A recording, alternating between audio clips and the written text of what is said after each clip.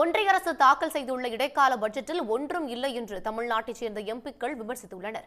சாமானிய மற்றும் நடுத்தர மக்களின் எதிர்பார்ப்புகள் எதுவும் பூர்த்தி செய்யப்படவில்லை என்று அவர்கள் கூறியுள்ளனர்.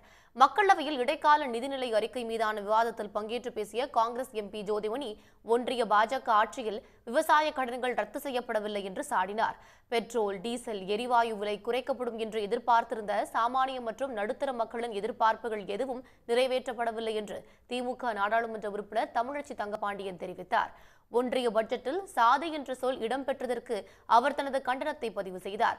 பாஜக அளித்த தேர்தல் வாக்குறுதிகளில் எவையெல்லாம் நிறைவேற்றப்பட்டுள்ளன என்பது குறித்து ஒன்றிய அரசு வெள்ளை அறிக்கையை வெளியிட வேண்டும் என்று இந்திய கம்யூனிஸ்ட் கட்சி எம்பி சுப்பராயன் வலியுறுத்தியுள்ளார். மாண்புமிகு நிதியமைச்சர் அவர்கள் தனது பட்ஜெட் உரையில் ஏழைகள், பெண்கள், இளைஞர்கள், விவசாயிகள் ஆகியோர் மீது கவனம் செலுத்துவதாக சொன்னார்கள். இதைவிடவும் ஒரு பொய் இருக்க முடியுமா? உங்கள் பொற்கால ஆட்சியில் விவசாய கடன்கள் ரத்து செய்யப்படவில்லை. விவசாயிகளின் தற்கொலை அதிகரிக்கிறது. விவசாய வருமானத்தை இரட்டிப்பாக்கும் கம்பி கட்டும் கதைகள் காற்றில் கரைந்து கொண்டிருக்கின்றன. வருடத்திற்கு 2 கோடி வேலை வாய்ப்புகள் என்ற வாக்குறுதி பற்றி மறந்தும் கூட பிரதமர் வாய் திறப்பதில்லை. நம்முடைய மாண்புமிகு நிதியமைச்சர் அவர்களுக்கு ஒரு கண்டனத்தை பதிவு செய்ய விரும்புகின்றேன்.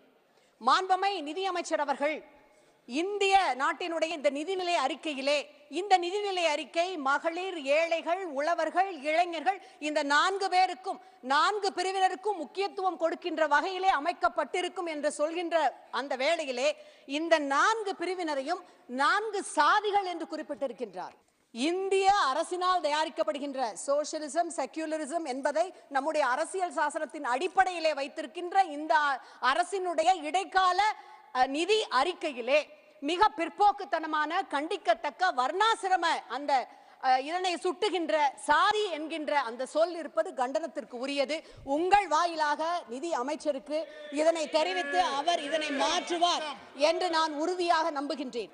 2014 தேர்தலில் மக்களிடம் வாக்கு கேட்கிற போது இந்த ஆட்சியாளர்கள் என்னென்ன வாக்குறுதிகளை சொன்னார்கள், அதில் எவற்றையெல்லாம் நிறைவேற்றியிருக்கிறார்கள், எவை நிறைவேற்றப்படவில்லை என்ற பட்டியலை ஒரு ஒயிட் பேப்பர் மூலம் பிளேஸ் பண்ண வேண்டும் என்று நான் கேட்டுக்கொள்கிறேன்.